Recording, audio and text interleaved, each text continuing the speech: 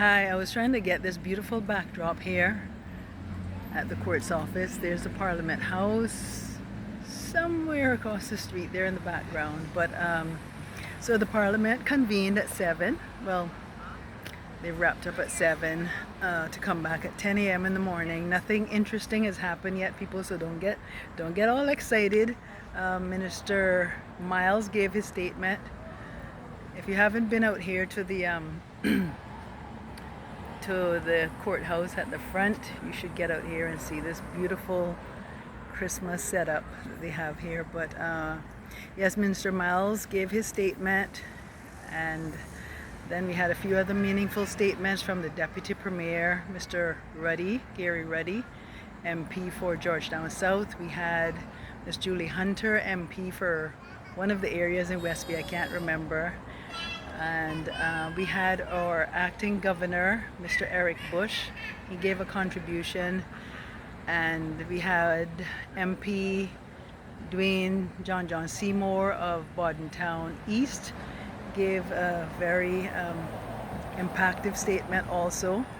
And so tomorrow should be quite interesting again. If you weren't able to watch it live while it was happening this evening, you should try to catch it tonight on the CIG TV on YouTube, and hopefully you can tune in tomorrow. If not, I will try to give you an update again in the evening, but nothing exciting has happened so far yet, so we're hoping by tomorrow we'll see some new interesting statements. I know the opposition, especially we know MP Bryan, the deputy leader for the opposition, is always very animated and has some good statements to offer.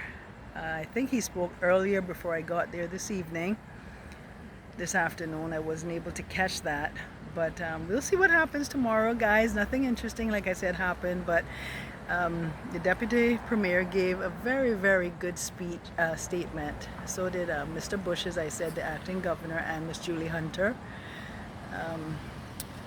from the government. And so we should hear a few more interesting statements hopefully tomorrow and move on from there. Minister Miles gave a very good statement updating the public on the amendments, and then the amendments to the amendments, and giving an extended statement. I think, if I remember correctly, the leader of the opposition, Mr. Hugh, yes, he spoke also.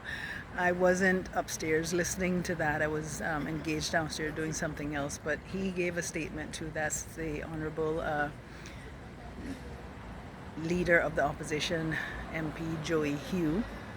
And so there you guys have it. Tomorrow will be a better day and should be some more interesting reports to make. Minister Miles gave some interesting statistics of the numbers under the various different types of applications that can be done through our immigration system, and that's in regards to Cayman status, permanent residence, work permits, temporary, full-time work permits, and those sort of things, in support of the different changes that the government is presenting to make.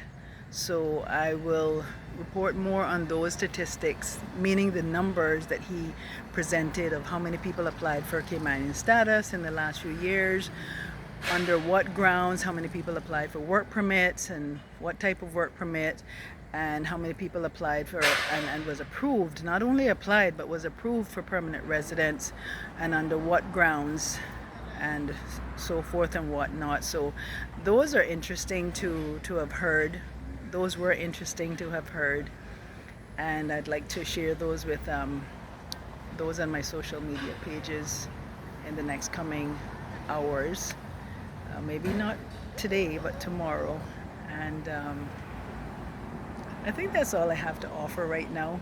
Oh my goodness, this Christmas just warms my heart. I just love Christmas, and there's no place to be better than the Cayman Islands at Christmas, with all the beautiful lights everywhere we go. It's light up.